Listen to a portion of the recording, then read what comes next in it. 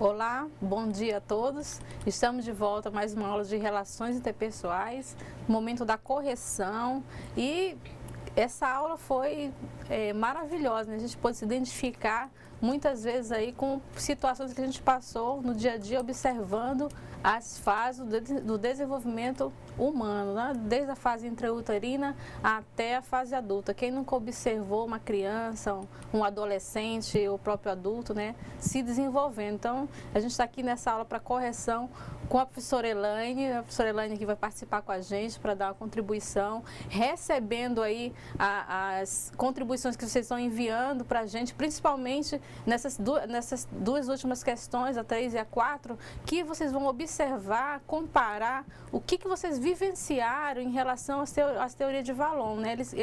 Ele deu muita contribuição, falando das fases, o que cada criança passa, o que cada momento importante na sua vida, o que ela deve vivenciar, presenciar.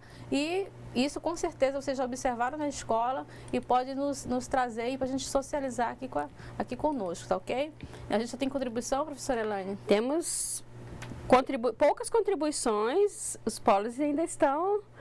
os alunos estão tímidos ainda, estamos aguardando a contribuição de vocês. Então, a gente pede aí que os polos relatem se tem problema de sinal, porque às vezes os polos, né, desejam mandar enviar respostas, não tem, né, professor? Até agora tivemos contribuição do polo Porto Velho Centro e do polo de Costa Marques. Bom, eu tenho certeza que vocês se identificaram, porque muitos aí são mães, pais, né, tios, e observaram a criança no seu desenvolvimento, observaram não só na família, mas na escola, observaram crianças que, de acordo com a teoria de Valon, não teve um bom desenvolvimento enquanto em casa e acabou trazendo esses prejuízos para dentro da escola, porque nós precisamos de vivenciar cada etapa, nós precisamos de, como ele falou, como contém na teoria, contato, nós precisamos de afetividade, nós precisamos de socialização, e muitas vezes a criança não tem isso em casa e acaba trazendo para o ambiente escolar. E são muitos prejuízos. Eu queria bastante que vocês socializassem, porque a gente tem aí muitas vezes vivências que um polo pode trazer que vai refletir também, muitos são iguais aí com o que a gente vive, né? Às vezes comparando, a gente analisa que são muitas coisas parecidas e algumas que a gente não tem ainda conhecimento, mas seria bom que a gente trouxesse aqui para a gente ampliar aí o debate da nossa aula. Então vamos para a nossa primeira questão. O desenvolvimento se dá em etapas, de acordo com a teoria de Valon. Cite essas etapas, né? Vocês vão citar as etapas aí do desenvolvimento da criança, da criança até a fase adulta. Temos contribuições, professora? Temos sim. Você vai ler questão por questão? Eu vou ler questão por questão, para que os polos, porque nós temos contribuições só da questão 1. Da questão 1, nós temos, por enquanto, 2 contribuições. A primeira é do polo Porto Velho Centro. A aluna Helenilda respondeu a infância, a adolescência, a fase adulta e velhice. E a aluna Lucenir, do polo de Costa Marques, respondeu o seguinte: período da vida intrauterina, estágio impulsivo, estágio emocional, estágio sensório-motor, período do personalismo, período da puberdade e adolescência e período da fase adulta. De acordo com o módulo, é a questão que a gente responde de acordo com o módulo, né, as contribuições de fato, trocando em miúdos, são a fase intrauterina, a fase da infância, a fase da puberdade e a fase da fase adulta, né? Então, de acordo com o módulo, a gente trouxe aqui a resposta. Valon nos mostra, a questão 2, que devemos conceber o desenvolvimento de que forma tem que ser, como deve ser esse desenvolvimento da criança, como é que o ser humano, como são essas fases. Aí você vai colocar aqui para a gente, trazer para a gente poder socializar. Tem contribuição, professora? Temos sim, e chegou mais uma contribuição da questão número 1. Vamos ler, então vamos ler. A gente pode retornar sem problemas, pode... Passo da 1 ou vou para 2? Vamos para 1, para a gente... Tá, é da aluna Wanda, do Polo de Nova Mamoré. Ela respondeu: período da vida intrauterina, estágio impulsivo, estágio emocional, estágio sensório-motor, período personalismo, período da puberdade e adolescência e período da fase adulta. Então, casou com a resposta que a gente trouxe sim. aqui, de acordo com o módulo. Na questão 2, temos contribuição? Temos sim. Temos contribuição do Polo Porto Velho Centro, o aluno Carlos, a aluna Alcineide e Priscila, a resposta conjunta. Com o processo de evolução sempre em movimento e sofrendo mudanças, não só quantitativas, mas qualitativas a partir de uma base material, ou seja, do orgânico. Esse desenvolvimento se dá em etapas, cada qual com suas características. E o Polo de Costa Marques, a aluna Lucenir, respondeu o seguinte: Valon nos mostra a necessidade de conhecermos o desenvolvimento como um processo de evolução dinâmica, sempre em movimento e sofrendo mudanças, não só quantitativas, mas qualitativas, a partir de uma base material, ou seja, do orgânico. Esse desenvolvimento se dá em etapas, cada qual com suas características. Muito completas as respostas, professora Anne, os polos aí realmente estão compreendendo, né? Entenderam a aula, né? Porque realmente a aula é bem interessante, como eu já falei, traz a nossa vivência, né?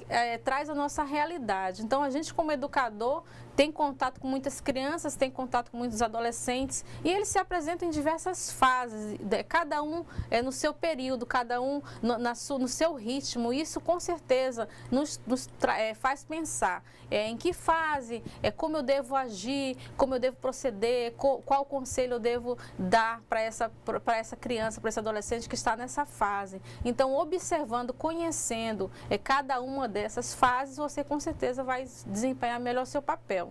Então, a gente teve aqui, como resposta, como um processo de evolução dinâmica, como já foi relatado, sempre em movimento, sofrendo mudanças, não só quantitativas, mas qualitativas, claro, a partir de uma base material, ou seja, do orgânico. Então, o ser humano, a criança, está em constante desenvolvimento, em constante mudança. Então, precisa ter uma base, precisa ter uma estrutura. É por isso que eu sempre coloquei essa questão, qual base, qual estrutura essa criança tem para se desenvolver enquanto ser humano. Então, a terceira e a quarta questão diz realmente isso, o que você observa enquanto educador nas fases que a criança ali vem apresentando dentro da escola. O que você observa de prejuízo que a criança não teve na sua fase, que vai interferir diretamente na sua aprendizagem. Vocês com certeza têm contato com educandos que bem claramente mostram que ele não teve uma boa afetividade em casa. Isso reflete, claro, diretamente na sala de aula, no contato com a professora, no contato com os colegas, no contato ali com os demais funcionários. E isso realmente a criança mais arredia, a criança mais difícil de lidar, a criança tem mais problemas aí de relacionamento. Isso com certeza tem relação com o seu processo de desenvolvimento em casa. Só queria registrar, professora, que o aluno Marcos, do Polo de Nova Mamoré, também enviou resposta para a questão número 2 e a resposta dele está condizente com as que já foram repassadas. Do Polo, muito bem. Marcos, do Polo de Nova Mamoré. Nova Mamoré, um abraço aí para Nova Mamoré. Então, professora Elaine, você como professora também, você já deve ter observado alguma criança, tem algum caso para relatar, assim, de alguma criança que você observou que em casa ela demonstrava um comportamento que você relacionou com a afetividade em casa? A gente que é mãe, igual você falou, né? A gente sempre tem esses exemplos da questão do desenvolvimento da criança. Mas o que eu gostaria de relatar é justamente o caso que eu estava comentando com a professora Andréia ainda há pouco, sobre a questão do desenvolvimento da criança, dessa fase que ela quer imitar. Não porque quer fazer imitações, mas é um período que ela quer aprender, né? Ela está aprendendo mais.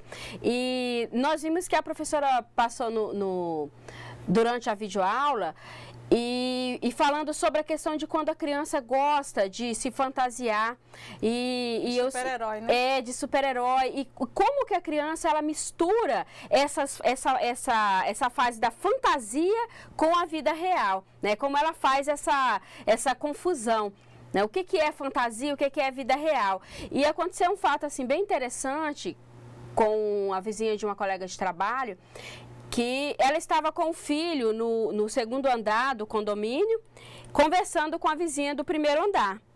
E a vizinha falou para ela que tinha feito um bolo e falou, vem cá que eu vou te dar uma parte do bolo.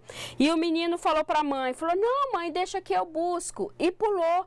Ele disse, eu vou voando. E ele pulou do segundo andar. E teve fraturas, né? E o interessante é que no hospital a criança, quando a pediatra foi conversar com a criança, explicar que ela não voava, né? E a criança dizia, não, eu voei sim. Então esse período, ele é muito, chega a ser perigoso. Então nesse caso, quando a criança tem essa confusão, a gente precisa estar de olho nas crianças, porque igual nesse exemplo que eu citei, a criança realmente acreditava que voava e que tinha voado, né? Independente que tinha se quebrado todo ou não. Então, na cabeça da criança é assim que funciona. Então, a gente precisa mesmo ficar atento quanto a esse período. Observe o conflito da realidade com a fantasia. Exatamente. E esse conflito, se a gente repreender, se a gente ficar o tempo todo brigando, o tempo todo repreendendo, a criança precisa disso. Só que, como a professora Elaine falou, ela precisa também de vigilância constante, né? A gente não precisa aguçar, mas a gente precisa entender e deixar que a criança perceba que aquilo ali vai se concretizando, vai se modificando de acordo com o desenvolvimento dela. Então, ela vai entendendo que aquilo não passa de fantasia, né? Que é a vida real, é diferente da vida de fantasia, e isso aí faz parte, e a gente precisa contribuir, não repreender, porque se a gente ficar o tempo todo repreendendo e não utilizando a vigilância e só a repreensão, a criança não se desenvolve e não, às vezes, chega na fase adulta sem saber diferenciar realidade e fantasia.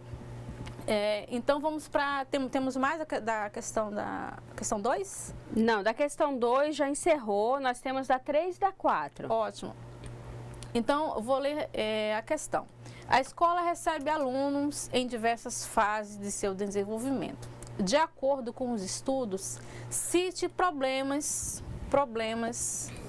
surgidos nessas fases que possam intervir diretamente na aprendizagem. Quer dizer, o que você percebe que a criança não concluiu a fase, não se desenvolveu bem naquela fase e vai intervir diretamente na aprendizagem. Digamos, uma criança que não teve contato com objetos, com o concreto, ela sempre foi podada, sempre foi repreendida para poder mexer, para poder tocar. Aquilo ali vai prejudicar na aprendizagem, e aquela criança que não teve afetividade em casa, aquilo vai prejudicar na aprendizagem. A resposta de vocês. Temos contribuição, professora? Da resposta número 3, temos 2 contribuições. Só um minutinho, deixa eu só...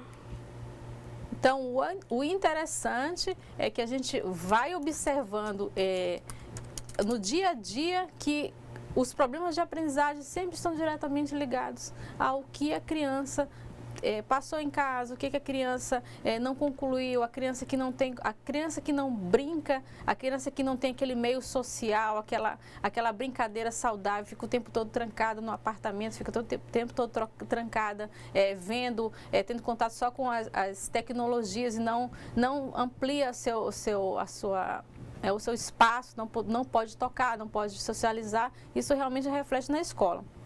Nós temos 2 contribuições para a questão número 3. A primeira é do Polo de Ouro Preto, da aluna Nilda. Ela respondeu: na fase da puberdade e adolescência, o sujeito passa por uma sonolência intelectual. Cabe ao adulto fazer com que ela se interesse pelas atividades escolares. Muito bem. Eu vou até só comentar essa sonolência intelectual. Muitas escolas, a grande maioria delas, numa sala de aula, sempre tem aquele aluno o adolescente, o professor está ministrando a aula e ele está fazendo de conta que não está acontecendo, às vezes até dormindo, às vezes desligado mesmo daquele mundo ali. Então, é a sonolência intelectual. Cabe ao professor, e eu sei que é muito difícil isso também, que a gente tem aí, às vezes não tem uma estrutura adequada, estimular essa atenção, estimular essa motivação. Que para o adolescente, se aquilo não é interessante, ele finge de que aquilo ali não, ele passa até para outro mundo, ele fica ali às vezes dormindo e realmente pensando em outras coisas. Então, cabe a nós educadores, como foi colocado aí no polo, é você promover essa motivação, você desenvolver, apesar de que a gente sabe que motivação é uma coisa intrínseca, mas vamos estimular mais esses adolescentes a compreender uma aula que seja interessante para eles, né? A gente buscar mecanismos que transformem aquela aula, que pode se tornar às vezes chata mesmo para o adolescente, transforma uma aula mais dinâmica. Temos mais uma contribuição? Temos a contribuição do Polo de Costa Marques, do aluno Jorge. Ele respondeu que geralmente na fase afetiva interfere no ensino e aprendizagem de vida e desestrutura familiar. E isso se dá principalmente em casos de crianças que têm seus pais separados. O Jorge, ele tocou num assunto primordial. Conheço crianças na escola que eu trabalho que foram abandonadas pelas mães, que foram criadas só com o pai, que se não desenvolveram a sua questão motora. Elas andam com dificuldade, elas falam com dificuldades, porque elas não tiveram aquela afetividade da mãe, o colo, né, aquela fase da amamentação. Então, isso com certeza tá prejudicando a aprendizagem, porque a criança não consegue interagir nas brincadeiras, a criança não consegue pegar no lápis com firmeza. E isso, como o Jorge colocou aí, interfere. Pais separados interferem sim na aprendizagem, afetividade, você não ter aquele contato com o pai ou com a mãe, e principalmente quando a criança é muito pequena. Ela precisa desse contato, né? Mesmo que aquela pessoa que esteja fazendo o papel da mãe ou do pai não seja biológico, mas ela precisa dessa figura paterna e materna para poder se desenvolver. Temos mais contribuição, professor? Dá 3 não, mas eu gostaria de fazer um comentário, professora, se a senhora me permite. Ótimo. Essa questão da afetividade e da importância do relacionamento social para o desenvolvimento da criança. Um exemplo disso, nós temos no filme, que foi baseado em fatos reais, de Mowgli, o Menino Lobo. Né? Virou até desenho animado de tão conhecida que é a história do menino que foi criado por lobos e ele acabou, o comportamento dele era como se ele fosse um lobo. E realmente é isso que acontece. Então, se a criança ela não tem esses estímulos, tanto afetivos quanto os estímulos sensoriais mesmo, ela não vai conseguir desenvolver. Então, o meio social onde a criança está inserida e esses estímulos sociais, eles são de suma importância para o desenvolvimento da criança. Você deu um excelente exemplo para poder ilustrar o que a gente vem falando na aula inteira. Você reage de acordo com seus estímulos. A criança que está em fase de crescimento, desenvolvimento, ela precisa ser o tempo todo estimulada, né? E quanto mais estimulada, mais ela vai desenvolver todos os seus sentidos, toda a sua capacidade. Então, a gente, educador, faz a nossa parte na escola, os pais fazem a sua parte em casa, né? Seria perfeito se tudo acontecesse dessa forma, né, professora Elaine? Exatamente. Sabe que muitas vezes os pais deixam de fazer esse estímulo, né? E isso vai acarretando tudo para o professor e tem crianças aí com problemas de aprendizagem, mas a gente vai, com certeza, tentando melhorar essa realidade. Bom, na questão 4, qual a clientela, né? Criança, adolescentes, jovens, qual é a sua clientela que a sua escola atende?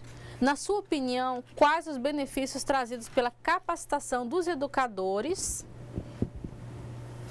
pela capacitação dos educadores para o atendimento de uma clientela específica? Bom, você trabalha com criança pequena, com criança de creche, com criança de 1º a 5º ano ou de ensino médio. Essa clientela, que você trabalha, você recebendo uma capacitação específica, ajuda?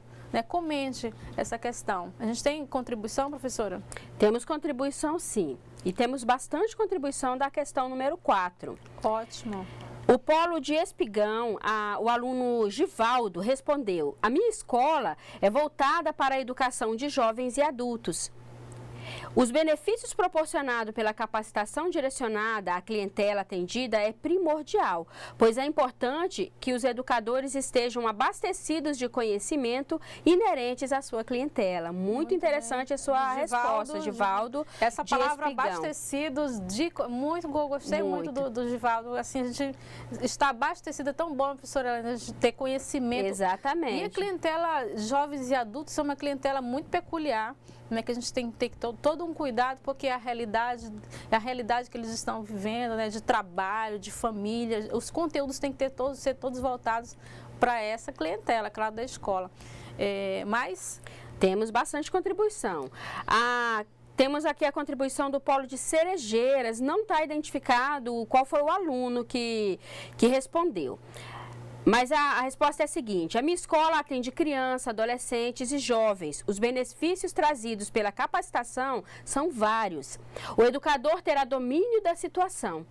O difícil é quando tem distorção de idade numa mesma sala. Exemplo, nós temos alunos com 15 anos no 4º ano e isto gera alguns problemas, tais como os conflitos, desmotivação e outro.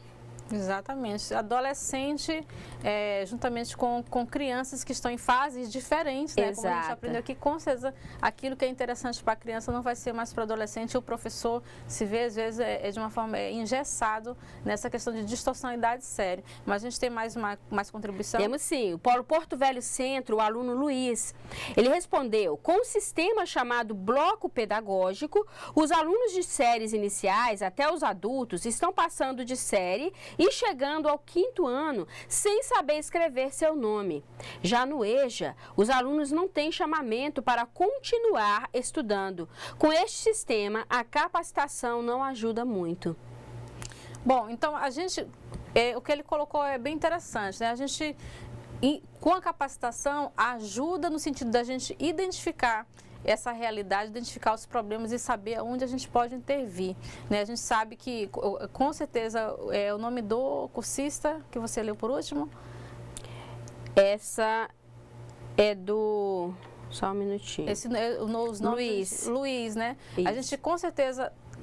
a realidade prejudica muito essa realidade de distorcionalidade séria, de alunos que estão chegando no 5º ano sem saber ler e escrever, mas a gente consegue identificar com essa capacitação os problemas, a gente consegue intervir diretamente nele, sabendo onde é que está acontecendo o erro, a gente pode tentar melhorar, né? Então, nós como professores, como educadores, a gente que faz parte desse grande mundo dentro da escola, a gente pode encontrar mecanismos, fazer o nosso melhor. A gente tentando fazer o nosso melhor, com certeza a gente vai chegar no objetivo que é a aprendizagem.